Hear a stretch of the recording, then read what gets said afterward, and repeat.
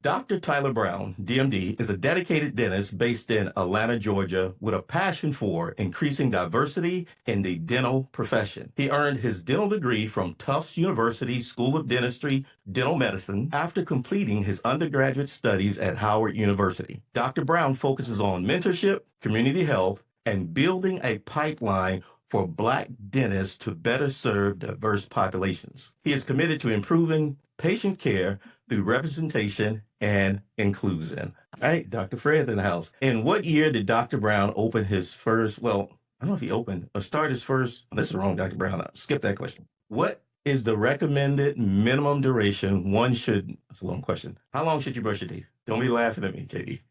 Not. Jasmine at 2 minutes. Last question. Nisha says she has better hygiene. Minutes. I don't know if 3 minutes. We won't ask the dentist tonight if 3 minutes help. I don't know. You may be doing some extra work for, I don't know. We're going to talk to the dentist. We got 2 in the house tonight. But we actually several. We got dentists in training. Welcome, y'all. What is the last question? What is the primary goal of Dr. Brown's passion for dental health outreach? What would be his focus or passion? If you heard the intro or read the bio, what is his passion for dental health outreach? Jasmine Moore says inclusion. Actually, she got that. That's pretty good. She was listening. What's the final score? It's Without any further ado, I'm going to bring Dr. Brown on the screen, and I'm going to reduce my shenanigans a little bit, and that way means I have to, let's see how spotlight, add to spotlight. I see me, you, and Dr. Brown. That's all I see, but I'm going to make it work. So if you can watch the chat, and I have no idea what's going on in the chat, we'll get through tonight. Dr. Brown, how you doing? I'm doing well. How are you? Awesome, man. Thank you for being here. I know you have been so gracious. I can imagine as a hardworking man, this miscellaneous random brother comes to you and you say, Dr. Brown, I got to talk to you about being on a podcast. He's like, man, come on, man. I ain't got no money. I said, I don't want no money, man. I just, so anyway, thank you, man, for responding to the call, man. And I love your story. No, it's an honor and I appreciate you inviting me and I appreciate everything you're doing for the community. So I'm glad to be here. Awesome. Well, here at Soul Thursday, we like to just jump on in it. And what we like to do is get started what we call the origin story. You got started. Can you talk us through your journey into dentistry and what inspired you to pursue this career? Okay. So, just to keep it kind of brief, because of course it can be expanded if need be, but grew up in Atlanta, Georgia, up in Alpharetta.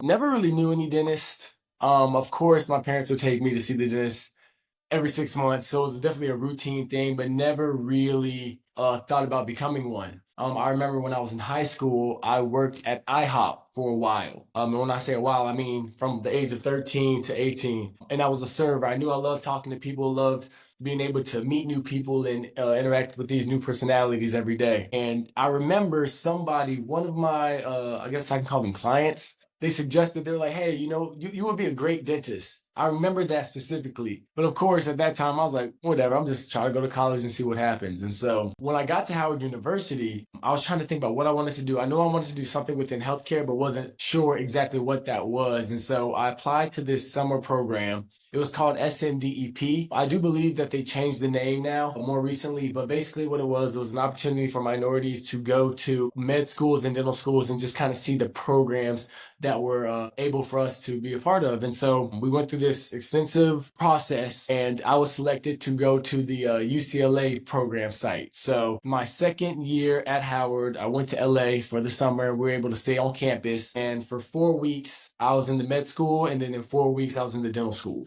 And so what I realized, the main difference between dentistry and medicine was more so the fact that as a dentist, I would be able to have a more personal relationship with my patients. And so with that being said, I got back to Howard my third year and I just went full out and pursued the dental field. And here I am now. Awesome. Thanks for sharing that. I never thought about it like that, but I love a good origin story, how you just living your life, right? I enjoy when people say they went to Howard University. I'm telling you why. Now, I get a little jealous, a little FOMO, but I often hear about people having these super Black identity moments. Tell us about your experience at Howard. What was it like and how did it influence your decision to go to Tufts later for your dental degree? So I'm not going to sugarcoat it. Honestly, Howard was more so of an afterthought, to be honest. My entire time in high school, I thought I would go to Georgia State or UGA. And, we're getting down to the grind of everything. I'm talking there, sitting with my dad, and he's just going to ask me that father-son question. What are you going to do? That's literally what he asked me. And granted, I'm 16, 17. I'm not knowing what I can be. But, we just start talking about things, and we had a family friend, and they were like, maybe you should go check out Howard. So I kind of mentioned it to my dad. Nothing really special about the moment.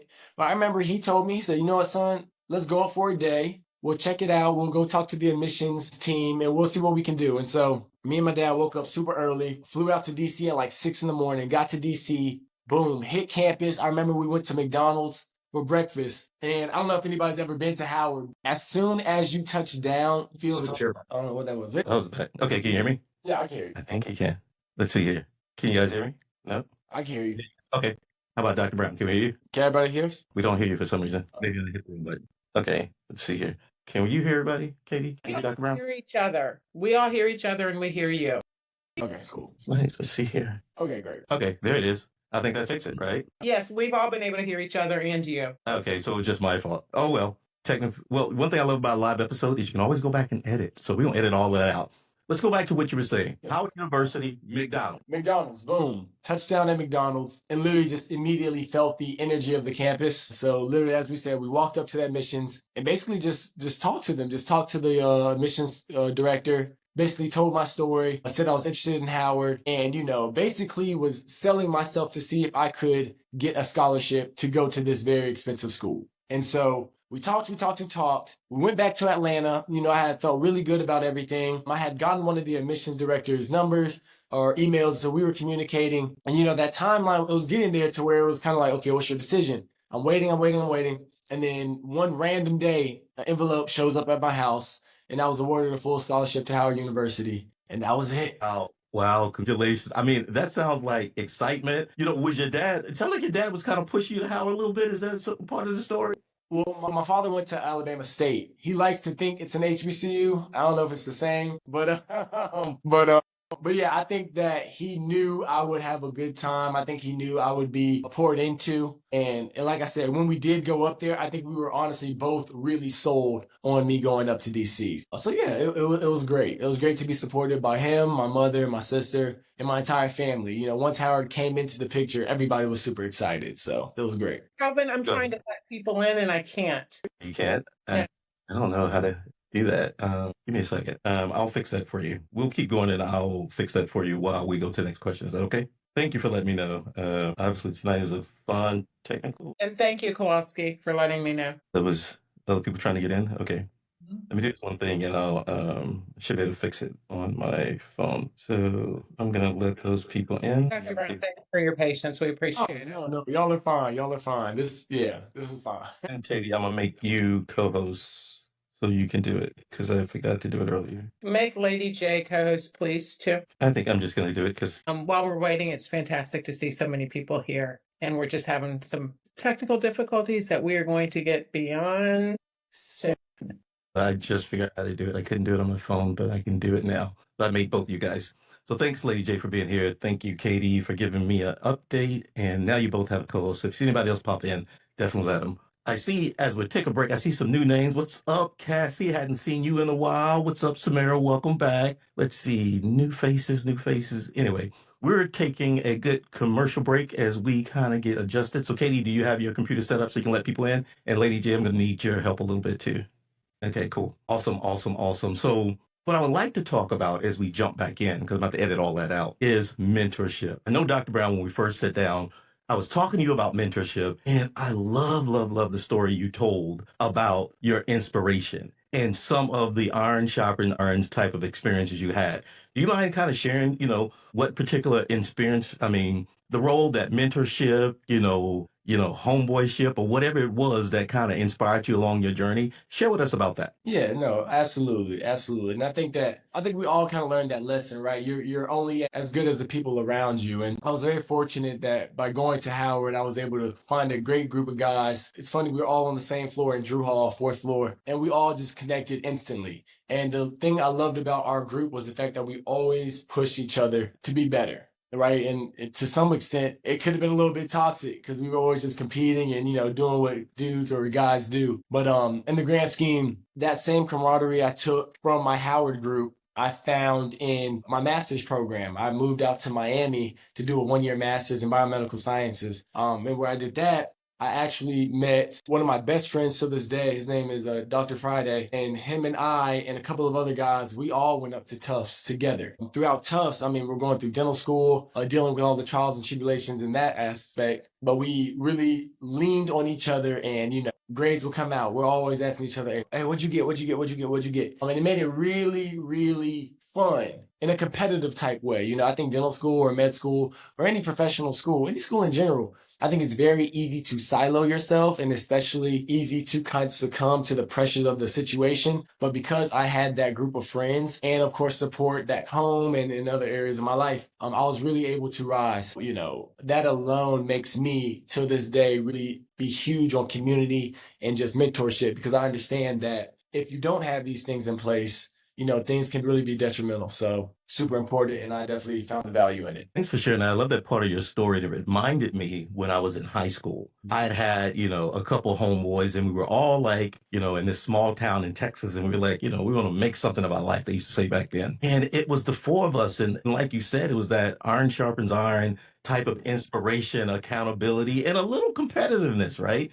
But when you shared that story, it's like it really, excited me. And I'm like, I'm wishing for everybody out there who's aspiring for something to go to the next level, that they have that opportunity to have what you have. Here at Soul Thursday, we love to talk about the messy middle, or what we're now calling the resilient story. I would like to hear about some of your challenges, right? Dental school obviously can be incredibly challenging. What are some of the major obstacles that you face during your times at Tufts at dental school? Okay. So we can talk about before dental school, right? So I'll set the stage for everybody. So I had moved to Chicago. So after Howard, I had gotten a job at a nonprofit, right? The nonprofit was called Oral Health America. It has now been disbanded, but I was living on the south side of Chicago for a year. And throughout my time in Chicago, I'm on the bus for an hour and a half, going to work in the cold, slipping, falling, doing all these different things. But I'm studying for my DAT, which is the dental admissions test. I get my score. I do pretty well. I applied to dental school, got into dental school. Great. Everybody's happy. People are posting. Mom was crying. I'm proud. I'm excited. It was a great time. And so I was supposed to start dental school in, I want to say July, right? Now I was going to move from Chicago. I was going to go back home for about a month. And then I was going to start dental school up at Tufts. But what ended up happening was I had gone to a paintball, I guess a little paintball situation, a birthday party. And basically some people got into an altercation, and I hopped into the middle of the altercation and actually got ran over by a car. And so when I got ran over by a car, I had broken my shoulder and my wrist. So I was in a cast for about 5 months. And keep in mind, of course, it was devastating, the fact that I was going through this healing process, but the fact that I actually had to push back the start of my dental school career was tragic. But of course, everything is a blessing in disguise. And I say that now because if I had started dental school the year I was supposed to, which was a year before, I would have never met the group of guys I've came to be extremely close to that push me every day. So of course, there's a silver lining in everything. So outside of that, when I got to dental school, when I tell y'all that was the most rigorous academic experience I had ever had, right? And so I don't know who has majored in science, but whatever you did in undergrad, if you multiply that by 3, that's what dental school is. And it's not just one of those things where it's like, okay, you might fail a class or you might do bad on a test. No. Dental school, a lot of our courses, we had one test to either make or break. And on top of all this, now you're looking at, okay, if I fail this test, I just wasted a $100,000 investment for this year. So keep in mind, my dental school in total cost me $400,000, $100,000 each year.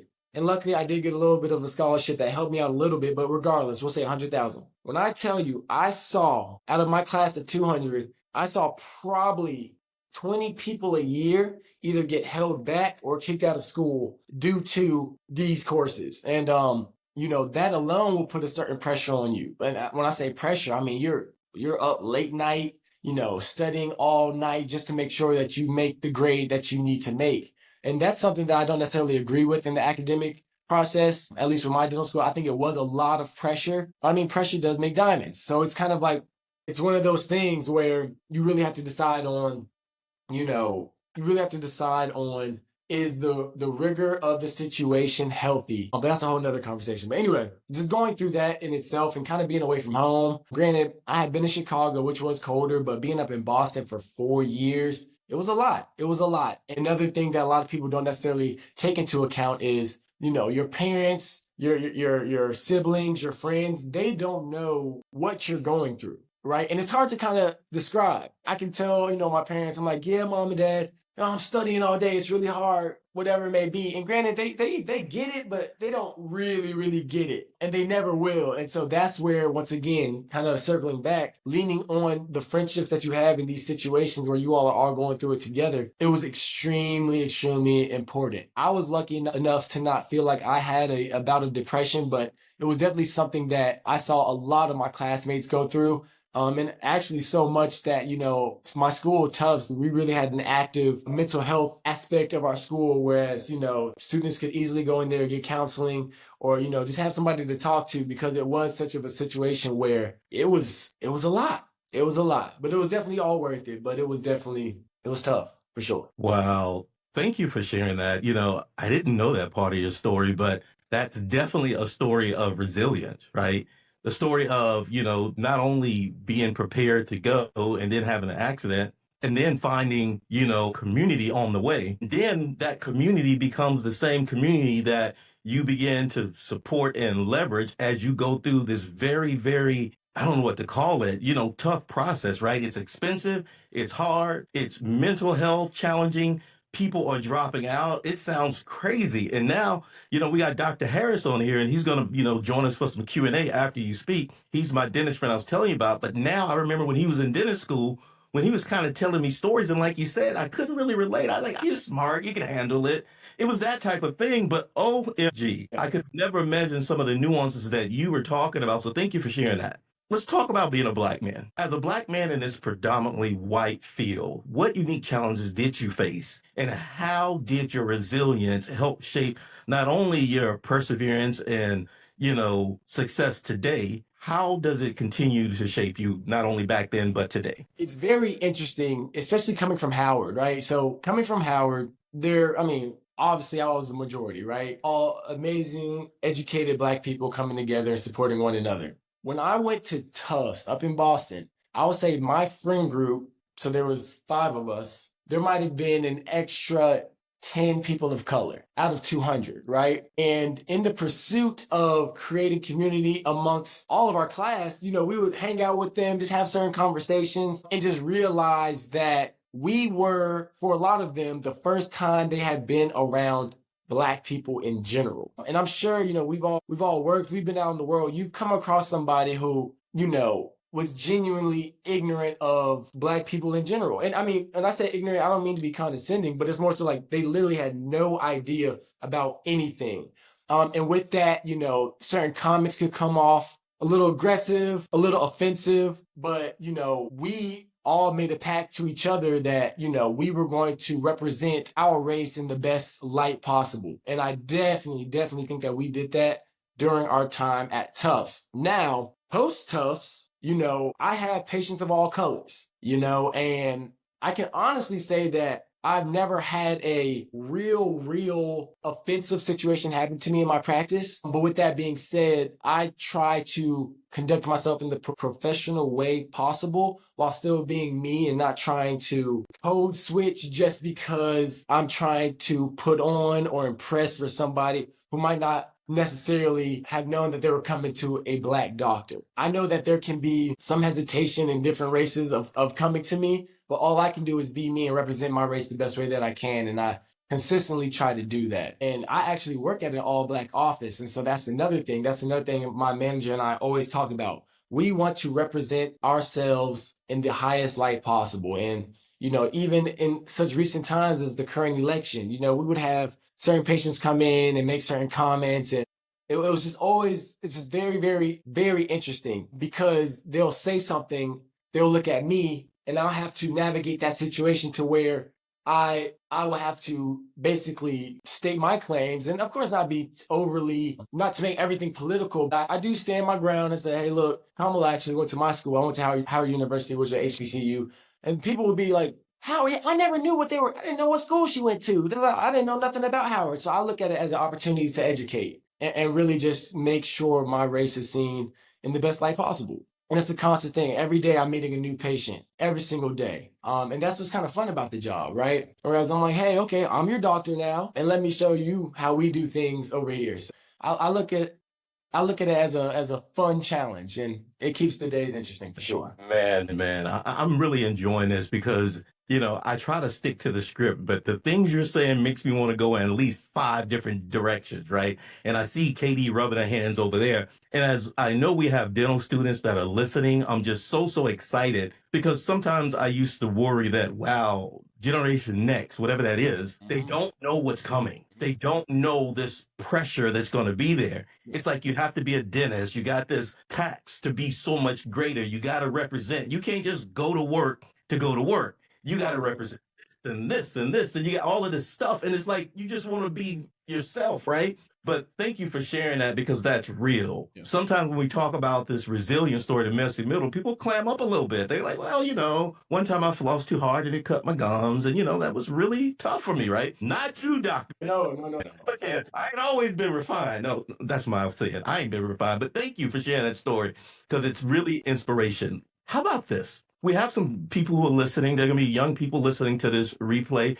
We have people here that may be aunts, uncles, parents of people who are aspiring to go into the dental field. In your opinion, what are some of the most important skills or values that students should cultivate as they're preparing for a career in dentistry? Yes, I tell everybody, learn how to talk to people. You can learn the dental aspect. The more correct reps that you get, you will get better as a dentist. The main thing that when people sit in my chair, the main thing I try to focus on is how can I make this person feel comfortable? I know that a lot of people have this thing called dental anxiety. They might have had trauma from their past dental experiences. It's a very vulnerable position. You're upside down. I'm in your mouth you don't have no idea what I'm really doing. It's a very vulnerable position. And so if you are able to make a patient feel comfortable while still being professional, that is how I classify somebody as being a great dentist. It is key. It's key. And you'll see there's a lot of, especially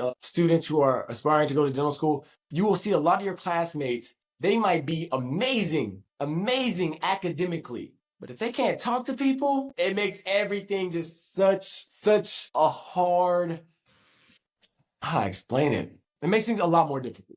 So I say, first things first, people want to feel comfortable. Make them feel like you are going to take care of them. Make sure they know that you care, and people can feel when you're being fake about it, and that's another reason why I tell a lot of people, I tell students, I'm like, hey, if you're trying to get into dentistry for the money, it might not be that. It easily cannot be that. Easily, especially when you look at you're taking out $500,000 in loans. People forget the fact that you got to pay those loans back, right? And so if you don't have a genuine love for people, if you don't have a genuine compassion for healthcare, I actually don't suggest it because, and I'm sure my mom can say something about it, my dad can say something about it. Jasmine Moore, who is my girlfriend, I'm sure she can say something about it. But like, I come home and I'm talking to 40 new people a day.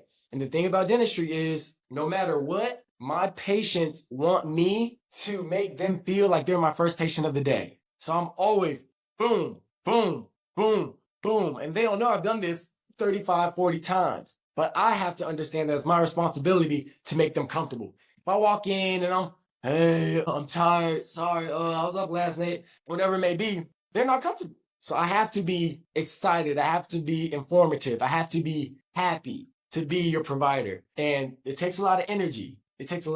So it has to be in you. You have to know how to talk to people. You have to make sure that you know how to make people feel comfortable, and you have to be a leader. And I think that's another skill that a lot of people don't take into consideration, right? I thought I was just the best leader ever, right? I thought I was just going to go in here and just deal with all these different personalities on my team. But it's literally me and on the most busy day, a team of 14 people. And we're all in there and everybody has their own things going on and they're all looking at me. So I'm just spearheading everything, just trying to make sure everybody's okay while still taking care of my patients, whilst, texting people on the side, people have other things going on. It's a lot. But as long as you have a passion for growth, for people and healthcare, you will be fine. Wow. I'm sitting here laughing because as I think at my most favorite dentist of all time, I'm still trying to find this one dentist. I mean, she made me feel so special. I'm like, I think,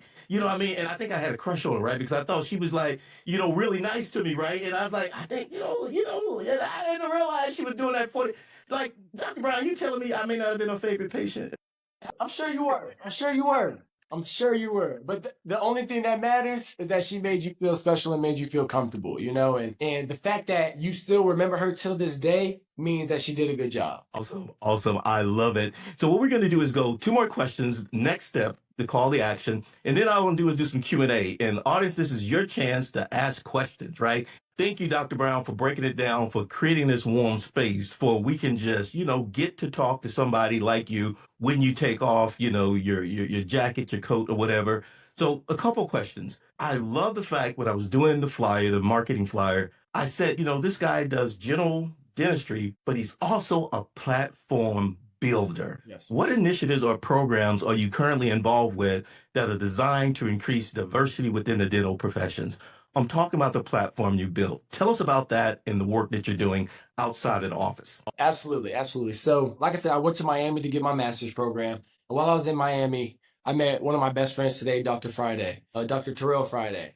And we both understood like, hey, we're going to Tufts, but man, this sucks. We feel like we don't know what to even expect out of dental school, right? There's nobody talking about dental school that looks like us. We wish we had some type of reference or some type of material that we could watch to just kind of prep. And so literally we said this, and then I think within like 2 hours, we went and bought a camera and bought a tripod. And we made our first video, and we called our platform Future DDS. And so basically what we decided to do was we made a video every single week throughout our entire dental school process, just vlogging and showing people what exactly it was to become a dentist. And like, it has grown so exponentially over the years. I think like now we have around like 25,000 subscribers throughout all platforms. And it's been an honor to really help and assist dental students of all races, but of course of minorities as well, or especially to really get into dental school. And it was a great feeling, like walking through the halls of Tufts, and people would literally stop us and be like, hey, I watched your videos and y'all are the reason why I got into dental school. I appreciate y'all. And that's when I really felt what impact could be. And even now, we're starting to get back into it. We definitely took a little hiatus for these last 2 years just to make sure that we were doing what we needed to do to be prepared to actually be in the real world and do dentistry for real.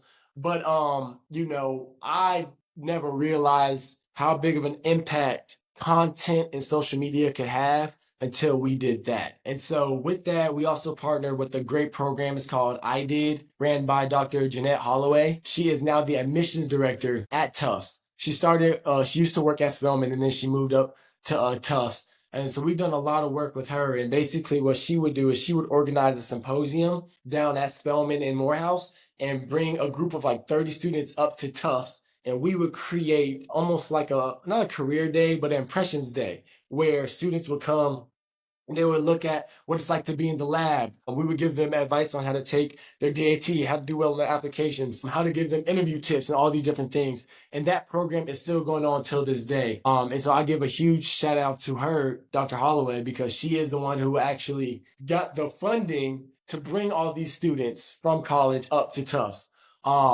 But yeah, it's been a great experience, and I'm excited to get back into it. But like I said, definitely took a hiatus. But me, or Terrell, myself, and 2 of our other friends are now working on a new series that we're going to release more so for new grads of dental school. I'm just kind of telling or assisting them with their transition of how to become the best dentist that they can be, because that's another space of land that there really was not that much information or not that much content about. And so we're just trying to build a gap and just do whatever we can to help out. Yes, yes, yes. Oh my goodness. The storytelling, the documenting, the creating a new video every week. I can imagine what resource that is. What we want to do now is we want to pivot. I want to step out of the way. And audience, this is your chance to ask questions. In addition, I want to introduce you to Dr. Fred Harris, who is here. He's my good friend who we often, trade all kinds of jokes.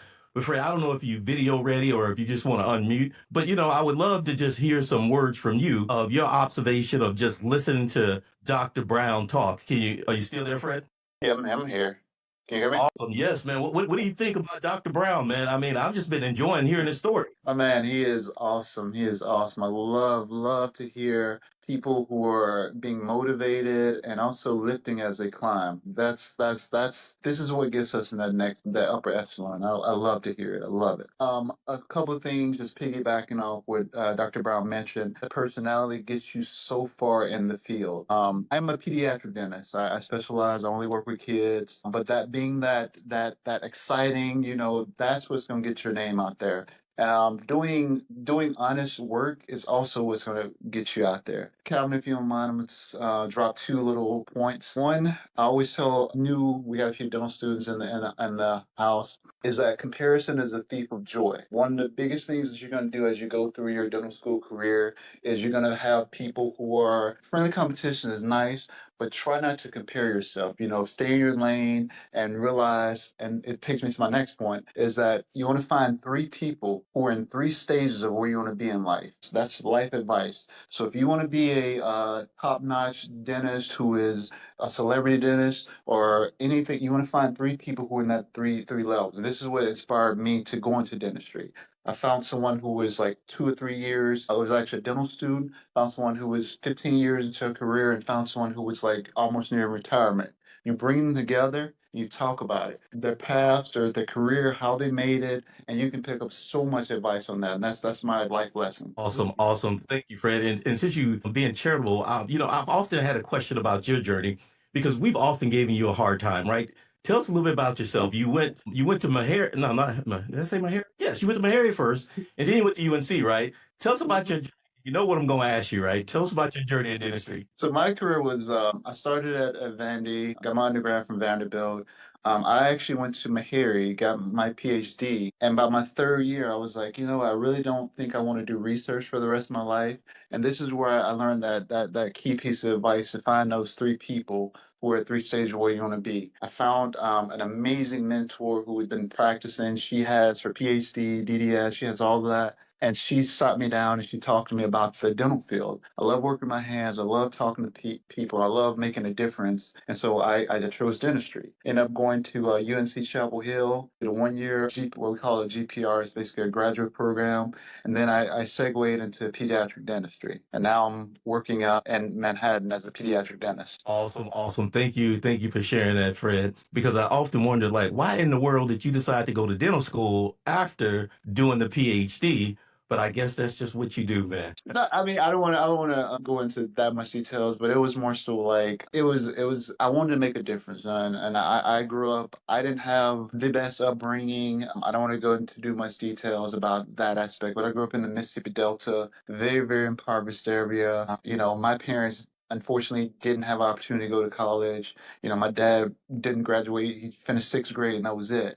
So education wasn't something that I knew about it, as it were. And so from there, I was pushed towards, I had a few mentors who kind of pushed me towards like, this is the way to get out of poverty. And so that's why I started to segue into that. And I don't want to get into too much detail about that. I know this is not, I don't want to get too deep for that. So. No worries. Thank you for sharing that. Let's go to the audience. What question do we have? Lady J, my IT is all over the place. I can't even see the chat. Have you had anybody ask questions in the chat? Feel free, Lady J, Katie, if you can read those questions, and we'll let Dr. Brown and Fred, feel free if you want to jump in. Or if there's, if you don't want to type and you just want to unmute yourself, we all family here. Feel free to unmute yourself, raise your hand, and we'll give you a chance to ask your questions. Go ahead. What do you have, Katie, Lady J? Go ahead. There's not a question in the chat, but I do have a question.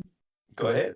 Okay, so like, don't judge me. You know, because I've been around a lot of different people over the years, so you end up hearing little phrases and flies on the wall. And when you're in the room with other doctors, you hear them messing with each other. And when you were talking, Dr. Brown, it made me think about, I said, he goes from the underestimated Black man to in rooms where his education is underestimated and your entire energy and way of being is beautiful. I pray that it's contagious with whoever you're around. But also, is there anything true to this dentist as the underestimated doctors in the medical field? It's very interesting because, to be honest, not really. It's funny, whenever I'm talking to physicians, look at us like we wish we could do what y'all do. And what I mean by that is, if you think about an older dentist, right? He or she might be working maybe 3 days a week, playing golf all the time, but still making a huge impact. Whereas, I have some friends who are in surgery. I have some friends who are oncologists and things of this nature, and they are just so exhausted, and they talk about burnout and all of these things. Whereas they look at us, and keep in mind, you can do that as a dentist if you want to. You can definitely burn yourself out. You can work 5 days if you want to. But at the same time, you can also work 3 days and have a beautiful life and still make a great impact. So, I think that the general public, it's funny because sometimes like people will be like, yeah, are dentists doctors? And I'm like, well, absolutely, right? Because if there's an eye doctor focuses on eyes, I'm just a mouth doctor, a tooth doctor. It's the same exact thing. And so, yeah, I think that because people think of dentists is the first thing that comes to people's mind, not necessarily doctor. But yeah, I don't feel any type of weird competition amongst physicians at all.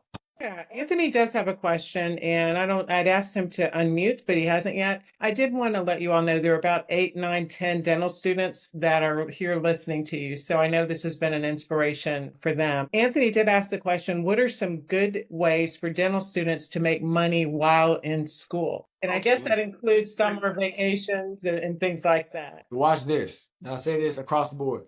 The best way to make money in dental school is to get good at dentistry. Watch this. There is nothing that you can really do that's going to make you enough money to where it is worth sacrificing your studies and your clinical time. There's nothing at all. And that's me being very, very frank. And keep in mind, I think I am a natural born hustler myself because Terrell and I had created that platform. We were getting passive income from YouTube ads, and we had sponsorships from Colgate and Listerine and all these different things. But at the end of the day, there is nothing worth putting in, like doing in regards to making money that will make you more money if you just stay in clinic and learn how to place implants and learn how to do veneers and learn how to do these things. That will yield you so much more. And the beautiful thing and the worst thing about dental school is that these loans are pretty grand, right? I always tell students, I'm just kind of like, look, if you really have to work, or if you really want to work because you don't want to pay these loans, or you don't want to have such a high loan balance, don't worry about that. Take out the extra $5,000 a semester just so that you don't have to work, because you will yield so much more from spending time in clinic, spending time in the books. Because what you also don't want to do is try to balance too much, and then you end up having to repeat a year and having to spend another $100,000 on top of everything. So it's really just not worth it. I know like a lot of potential dental students will see like students, dental student influencers. And, and I feel like I used to be one of those for sure. But I will say, like, if I could really go back in time, I would still do what I was doing because it did make an impact. But in the grand scheme, chasing the $1,000, the $2,000, it's kind of like, it's just not worth it. It's really not worth it. I had some friends who were like bartending at night, and would come into clinic exhausted. And I'm just like, why are you doing this? And they're just like, oh, I love to work. But if you ask those same people at the end of the 4 years, was it all worth it? No, because you can learn a really, really, really high level procedure. And I mean, an oral surgeon, for example, they can get paid $20,000 for one case. So all the running around you did in dental school to make X amount of dollars, if you get really, really, really good at your craft, you can make that up in one case at the end of everything. So just keep that in mind when you're doing that type of stuff. Does that include summers too? I'm curious. I'm sorry, say that again. That include their summers too? I know some of the students that are on here are in a combination undergraduate DDS program. See, so I can't really speak to that because I'm not sure, but I do know at Tufts, our first summer was our only summer. Okay. Yeah, after that, we were in clinic. Yeah, so we had no summers at all. And I mean, realistically, the people who did work jobs, I have no idea how they did it. I did not have any time to do anything else besides clinical, then study for my didactic classes, and then do future DDS on the side. And that might have even only been what, 3 hours a week, 4 hours a week. So yeah, I don't know how people can juggle all these things on top of, don't let you be in a relationship. Don't let you want to talk to your mom and your daddy every night. Like, I just don't see where people can find the time. But I tell people this is not the time to play. This is not the time to play. Sure. I've got one more question. Sorry about that, Calvin. Go ahead. Go. Mentioned extensively emotional intelligence, quite frankly. You didn't say those words, but emotional intelligence, understanding what people are going through and how you need to connect with them, and just overall communication skills. How can younger adults work on those things when we know so many of them are separated from those skills right now? Put your phone down. Talk to more people. Put yourself in uncomfortable situations. Go join a club. Go do a run club. Just talk. You have to keep talking to people. You'd be so amazed that, like, granted, I don't know where everybody's at, but in the South, I walk past somebody, I say, hey, how are you doing today? Like, very casual. You go up north, when I was at Boston, or even a little bit when I was in Chicago, I'll say that to people and they just kind of freeze up like they don't know how to talk to anybody. The easiest way is just to get those reps. Get those reps. Instead of you DMing your friend on Instagram, give them a call, talk to them for 15 minutes on your commute. Every day, just talk to somebody. Just talk to somebody. That's really the only way to really get it. I think that in these days, we are so consumed in our phones that it really has become a hindrance. Social media and all these things. If you use it correctly, it can be an amazing tool for sure. But you can also kind of repress those skills that need to be worked. If you don't use it, you lose it. I think that's the same type thing, especially in these social situations. And you see it more, unfortunately, like I see, and granted, I'm 31 now, but I feel like I do remember when there was a time when everybody wasn't on their phone. And I feel like when I'm around younger people today, they just don't seem as social. They do not seem as social as I remember we used to be. And so, yeah, I just tell people to get out, meet people, because that's another thing you learn in life, right? It really is all about who you know. And you making these connections, you might be presented an opportunity that you couldn't have even fathomed just because you said hey to somebody, So yeah, just practice. Get the reps in. I love it. I tell you why I love it, KD, because you're hearing all kinds of, new environment, but there's so much wisdom, right? And it just kind of backdrops and what's going on. As we know, when, students go off to college, I mean, we live in a digital society. Things have changed. And I had no idea how social or extroverted this dental field can be. So thank you, Dr. Tyler Brown, for sharing your time with us tonight. Thank you, Brother Fred, Dr. Harris, for, hanging out with us. We're going to got time for one more question, but as we begin to wrap up, I just want to say thank you guys for hanging out with Soul Thursdays. We are so excited getting ready to go into season 5. A plug for tomorrow. I'm going to be teaching a show tomorrow, not a show, Small Business AI Chat GPT, how small businesses can save time and be more productive with using AI. In addition, during the off season, we're going to be doing a few things. Hot off the press, I've been wanting to do this for a while, a show on bullying. Not only bullying, but how neurodivergent or special education students may experience a type of bullying that we have not been prepared for. You know what they say, sometimes in our community, we are late to the conversation on mental health. Well, the great opportunity is we're not only going to talk about mental health, we're going to talk about how our children can be experiencing some form of bullying. So I'm going to do that segment, not next week, but it's probably be sometime in December. So tomorrow is going to be the show, not the show, I keep saying show, the workshop on AI. And look forward to an email from me about that pop-up episode. And I don't know what we're going to do during the off season. Typically what I do is I'll do a focus group. Right? I'll go back and look at the numbers, the analytics, and I'll say who have been our top supporters throughout the year. I can already see Lola. I can see Miss Austin. I know who you are, and thank you for being here every Thursday. We want to get you guys in a focus group where we just sit down and talk about what is the future of Soul Thursday. So be looking for an email from me. My IT is all over the place, so I'm not going to play my Quincy Jones tonight, but I will say thank you to you guys for being here. Katie, Lady J, any closing remarks? Go ahead, Katie. We do have a couple of simple yes/no questions. Is there a Black Men in White Coats chapter in Atlanta? Dr. Brown, I know you're not in Atlanta, so you may not be able to answer that question. No, I am in Atlanta. I'm in Atlanta now. Sure. Okay, I'm sorry. No, not necessarily. I mean, I'm not necessarily sure. I haven't heard of the group, but since I've came here, I have found a couple of dental groups with primarily people of color. So if anybody wants me to connect them to those groups, I definitely can. Okay. And then another question was, are you planning, and this is from Kowalski Brown, wanted to know, are you planning on getting your own practice? I'm definitely planning on that, and hopefully my father will be able to help me out with that pretty soon. So going through the process, and that's a whole nother conversation. But yeah, definitely I'm looking to open up Q3 of 2025. Okay. Thank you so much for answering those questions and for being here tonight. Go ahead, Lady J. So it takes a village. Can y'all hear me now? Yes. Okay, I gotta say that what I appreciate about Soul Thursday is normalizing the beauty of the messy middle, because it's the point we don't stay there. And I could tell from the doctors that we're Dr. Harris and we're Dr. Brown. That's probably two different generations or whatnot. I just want to celebrate the resilience that you shared tonight, Dr. Brown, and the resilience that you hinted at, Dr. Harris. But I think it's a beautiful thing wherever you come from and looking at what you're doing and what you're doing for the generations coming after you. So just cool. Appreciate it. Awesome.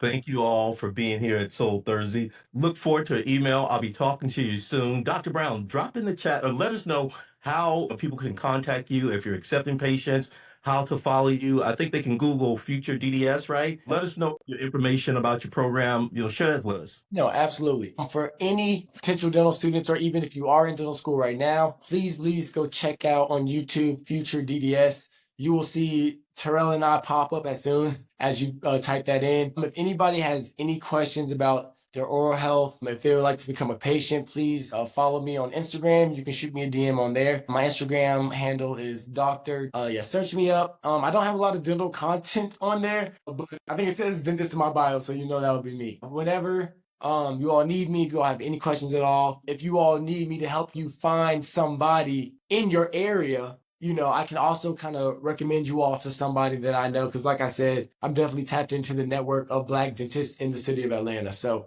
also any of you dental students, if you all do want to shadow, you want to come by the practice, please let me know. I'd love to have y'all just kind of show you what real life dentistry looks like. Awesome. I'm loving it. Look forward to seeing you guys soon.